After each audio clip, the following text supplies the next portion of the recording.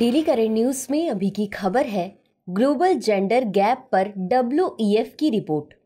हाल ही में global gender gap पर विश्व आर्थिक मंच यानी WEF की रिपोर्ट 2024 के अनुसार भारत की रैंकिंग 146 अर्थव्यवस्थाओं में से 129वें पर पहुंच गई है। बता दें कि WEF की जून की रिपोर्ट के अनुसार शैक्षिक प्राप्ति संकेतकों के कारण भारत में लैंगिक समानता का स्तर पिछले वर्ष की तुलना में कम हुआ है। WEF रिपोर्ट के 18वें संस्करण में कहा गया है कि प्राथमिक, माध्यमिक और तृतीयक शिक्षा नामांकन में महिलाओं की हिस्सेदारी अधिक है।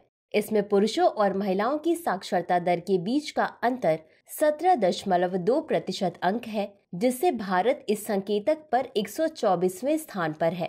चलिए अब जानते हैं स्कूली शिक्षा में लैंगिक समानता लाने हेतु समग्र शिक्षा अभियान के बारे में। बालिकाओं की सुविधा के लिए उनके निकट क्षेत्र में स्कूल खोलना, 8वीं कक्षा तक की लड़कियों को मुफ्त में पाठ्य पुस्तकें वितरित करने का प्रावधान, सभी लड़कियों को यूनिफॉर्म प्रदान करना तथा लड़कियों की भागीदारी को बढ़ावा देने हेतु शिक्षक जागरूकता कार्यक्रम, 6ठी से 12वीं तक की लड़कियों के लिए आत्मरक्षा प्रशिक्षण का प्रावधान, गुणवत्तापूर्ण शिक्षा प्रदान करने हेतु कस्तूरबा गांधी बालिका विद्यालय खोले गए, दूरस्थ या पहाड़ी क्षेत्रों में शिक्षकों के लिए आवासीय भवनों का निर्माण करना। चलिए अब जानते हैं विश्व आर्थिक मंच यानी WEF के बारे में। यह नियमित रूप से विश्व स्तर पर मान्यता प्राप्त रिपोर्ट प्रकाशित करता है। इसमें वैश्विक प्रतिस्पर्धात्मकता, वैश्विक लैंगिक अंतराल, ऊर्जा संक्रमण सूचकांक, वैश्विक जोखिम, वैश्विक यात्रा एवं पर्यटन रिपोर्ट शामिल है।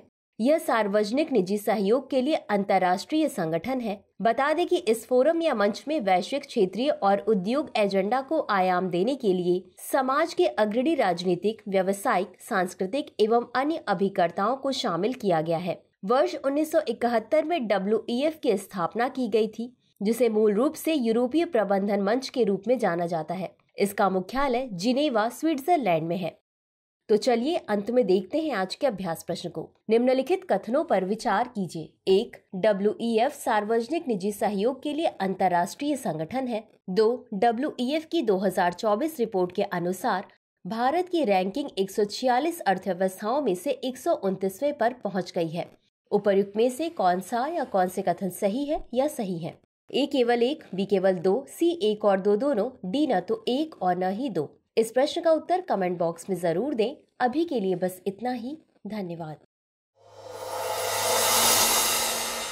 डियर व्यूअर्स, अपने एग्जाम की तैयारी को और बेहतर करने के लिए हमारे चैनल को लाइक, शेयर और सब्सक्राइब करना न भूलें।